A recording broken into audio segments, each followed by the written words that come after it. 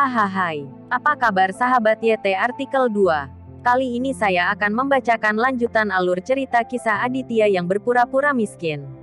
Tapi, sebelum mendengarkan kisah ceritanya, silahkan cari posisi yang nyaman dan jauhi keramaian. Dan jangan lupa pasang headsetnya. Dan inilah alur cerita kisah Aditya anak bos besar yang berpura-pura miskin. Episode 29. Kisah Aditya anak bos besar yang berpura-pura miskin. Bertemu Aditya di sini. Dan Gilang benar-benar terkejut.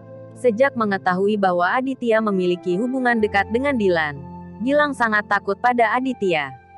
Selain itu, ketika Aditya berada di rumah Dirga, Victor benar-benar dipindahkan. Dan Gilang tidak dapat melihat melalui Aditya. Meskipun Kartika bersikeras dan mengatakan bahwa Aditya mengandalkan Friska untuk menggoda Victor, Gilang selalu merasa bahwa itu tidak sesederhana itu. Kamu di sini juga. Gilang memandang Aditya, merasa sedikit gugup. Awalnya Aditya tidak ingin mempermalukan Gilang. Tidak peduli apa, dia juga pacar Kartika. Karena Kartika adalah sepupu Farah, Aditya cukup toleran terhadap Gilang. Tapi sekarang, Aditya tidak ingin terbiasa dengan Gilang lagi. Aditya tidak peduli dengan uang. Tetapi Aditya tidak tahan dengan trik rahasia Gilang untuk menerima suap. Gilang, aku dengar kamu dan Axel cukup akrab. Aditya memandang Gilang dengan senyum dingin. Jantung Gilang berdetak sedikit lebih cepat. Dan semakin dia tidak bisa melihat melalui Aditya, semakin dia takut pada Aditya. Ya, ada apa? Gilang berpura-pura tenang. Saya tidak peduli berapa banyak manfaat yang Anda terima. Tetapi semua proyek yang dikontrak oleh keluarga Axel harus ditolak. Kata Aditya datar. Ini, Gilang tercengang. Dia tidak pernah menyangka Aditya benar-benar akan merawatnya. Kepada siapa proyek tersebut dikontrak? Apakah Aditya akan mengurusnya? Tapi dia tidak berani menanyai Aditya. Gilang tergagap dan berdiri di sana seperti orang bodoh. Tidak hanya Gilang yang tercengang, tetapi juga orang yang hadir yang tercengang.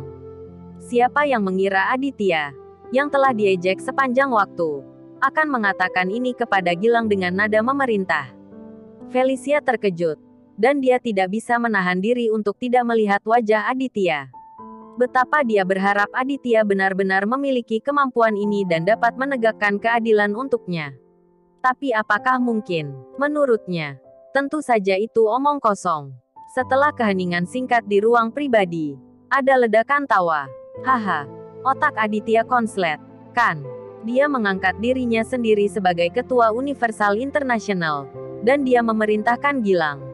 Lebih dari ketua, kurasa dia menganggap dirinya sebagai tuan muda dari keluarga Edward dari Toraja, kan? Hehe, mungkin benar-benar miskin dan gila. Sekelompok orang tertawa dan langsung menganggap Aditya sebagai lelucon. Namun, Gilang tidak pernah tersenyum. Melihat ekspresi tenang di wajah Aditya, Gilang merasa bahwa Aditya percaya diri. Melihat Gilang tidak berbicara, Aditya berkata dengan dingin, "Keluarga Felicia memenangkan tender untuk proyek-proyek itu, kan?" Gilang mengangguk. "Ya, menurut aturan, proyek itu milik keluarga Felicia. Juga, jangan main-main dengan iblis-iblis ini di masa depan. Ini adalah kesempatan terakhir untukmu." Setelah itu, Aditya tidak menunggu jawaban Gilang, dan bangkit dan meninggalkan kamar pribadi itu. Gilang tercengang oleh beberapa kata Aditya, dan dia telah lama kehilangan energi yang dia miliki ketika dia pertama kali masuk. Hatinya berantakan, dan dia tidak tahu apa yang dilakukan Aditya. Sekarang Gilang paling takut Aditya akan memobilisasi Victor lagi. Jika Victor tahu tentang masalah ini, dia tidak akan bisa menjadi direktur proyek. Haha, cara macam apa yang anak ini lakukan? Axel tidak bisa menahan tawa. Tuan muda Axel, kamu pasti baru saja memukul Aditya terlalu keras dan membuatnya gila. Hehe, kata Gracia sambil tertawa. Sayang, saya pikir Aditya tidak hanya miskin sekarang, tetapi juga tidak normal secara mental. Revalina tersenyum.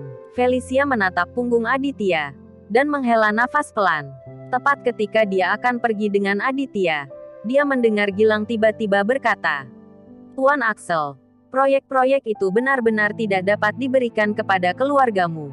Kata-kata ini seperti blockbuster, yang secara langsung membuat Axel ingin pingsan. Kakak Gilang, apakah kamu tidak salah? Axel bertanya pada Gilang dengan heran, melebarkan matanya. Gilang menggelengkan kepalanya dan berkata, itu benar. Proyek-proyek itu untuk keluarga Felicia yang memenangkan penawaran. Aku, sialan, seru Axel. Dan dia tidak bisa menahan diri. Ayah Tuan Axel berjanji untuk memberimu 500.000 juta sebagai bantuan. Hanya butuh 3 bulan untuk menyelesaikan proyek. Dan 500.000 juta akan diberikan kepadamu. Revalina menanyai Gilang dengan enggan. Yang lain yang hadir menatap Gilang dengan mata lebar. Hati mereka juga terkejut. Bagaimana mungkin Aditya yang malang memerintah Gilang? Apakah ini terlalu omong kosong? Aku tidak ingin 500.000 juta. Itu keputusannya. Kembalilah dan beritahu ayahmu. Wajah Gilang merah. Dan setelah mengatakan ini, dia berbalik dan pergi. Sialan. Axel sangat marah sehingga dia membanting tinjunya ke meja anggur. Dia berpikir bahwa pukulannya cukup keren. Tetapi kemudian dia mengerang kesakitan. Dan kemudian melihat bahwa keempat jarinya bengkak dan hampir patah. Revalina juga tercengang. Tetapi Axel setuju. Setelah mendapatkan 6 atau 7 juta dari proyek ini, saya akan memberi hadiah Mercedes-Benz kelas A. Tapi itu semua hilang sekarang. Yang paling mengejutkan dan mengasyikkan adalah Felicia. Dia merasa semua ini seperti mimpi. Betapa bahagianya ayahnya jika dia tahu proyek itu telah hilang dan kembali ke keluarga Felicia. Percaya atau tidak, memang perkataan Aditya barusan yang membuat Gilang mengambil keputusan. Aditya, identitas macam apa dia? Felicia bingung dan berlari keluar dari kamar pribadi untuk mengejar Aditya. Felicia mengejar dan tidak melihat Aditya. Jadi dia harus pergi sendiri. Axel, kita seharusnya tidak menertawakan Aditya. Revalina akhirnya mengerti. Dan menatap Axel dengan ekspresi menyesal. Axel menatap Revalina. Kamu tidak benar-benar percaya bahwa Aditya memiliki kemampuan untuk membuat Gilang berubah pikiran. Aku juga tidak percaya. Tapi memang Aditya yang meminta Gilang untuk melakukan ini sekarang. Revalina tergagap. Gracia juga pulih dari keterkejutannya. Pada saat ini, dia datang dan berkata, Tuan Axel, Revalina, menurut saya, kita semua meremehkan Aditya. Baru saja, Felicia terus berhubungan dengan Aditya. Aditya memberinya proyek. Dan jika Anda menertawakannya, dia akan menipu Anda. Jadi Aditya benar-benar memiliki kemampuan ini. Apakah Gilang harus mendengarkannya? Axel meraung marah. Meskipun dia tidak ingin mempercayainya, dia tidak punya pilihan selain meragukan fakta bahwa dia ada di depannya. Revalina berhenti berbicara saat ini. Dia memutar matanya dan mulai tertarik pada Aditya. Hanya dengan satu kata dari Aditya, dia dapat memutuskan siapa yang akan menghasilkan jutaan. Dengan kekuatan seperti itu, seberapa mengerikan identitasnya, dia jauh lebih kuat daripada Axel. Revalina menimbangnya di dalam hatinya. Dia sudah punya ide. Pikirannya dalam hati. Aditya, apakah kamu tidak naksir aku? Kali ini aku akan memberimu kesempatan. Yang lain tidak mengatakan apa-apa. Mereka semua baru saja menertawakan Aditya. Dan sekarang merasa seperti anak laki-laki besar yang bodoh. Sepertinya saya harus berbicara dengan yang bermarga Edward. Axel mendengus dingin saat ini. Dan kemudian bertanya kepada Revalina. Apakah Aditya keluar dari kamar pribadi di sebelah sebelumnya? Sepertinya begitu. Revalina mengangguk. Tetapi dia sedang berpikir tentang bagaimana membuat janji dengan Aditya. Wajah Axel memancarkan ekspresi jahat. Dan kemudian dia berbalik dan meninggalkan kamar pribadi. Semua orang keluar. Mereka merasa ada sesuatu yang salah. Dan mereka tidak mau mendapat masalah. Semua orang menyelinap pergi diam-diam. Axel, apa yang kamu lakukan?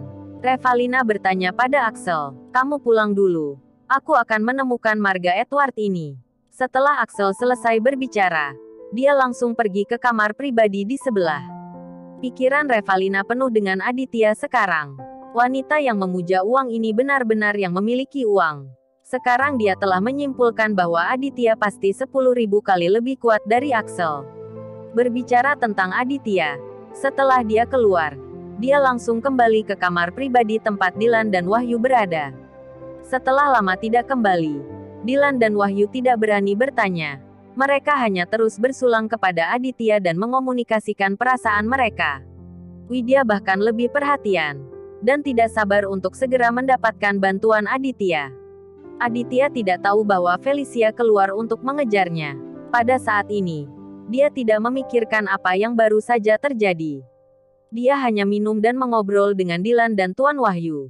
Tetapi pada saat ini, pintu kamar pribadi terbuka, dan Axel masuk dengan wajah muram.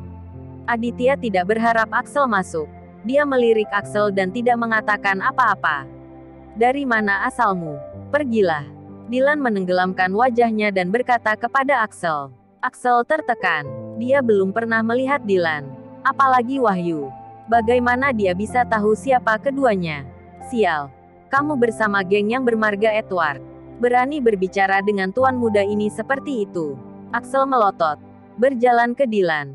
Mengarahkan jarinya ke hidung Dylan. "Aku akan mendengarkanmu jika kamu memaksaku." Untuk mengatakan itu, Aditya tidak bisa menahan tawa dan menangis ketika dia melihat ini. Bagaimana dia bisa memberikan kepala seperti itu? Dia sangat mengagumi keberanian Axel. Bersambung.